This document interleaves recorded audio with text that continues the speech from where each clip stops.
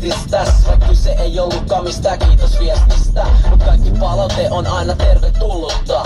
Hauska kuulla, et oot meidän musiikkia kuuluja. Et tiedät sen, et Saurus on bändi. Monet eivät taju, luulee, et Saurus on räppäri. Tällä kertaa piti nikkari miksasi levy hieman ripemmin ja siksi se nyt tipahti. Kaupan joka levyllä vähän kehitytää, eikä se tietenkään voi kaikkia miellyttää. Mut meidän mielestä täskin kuuluu Saurus soundi ihan hyvä, jos se pistää vähän ihmetyttää.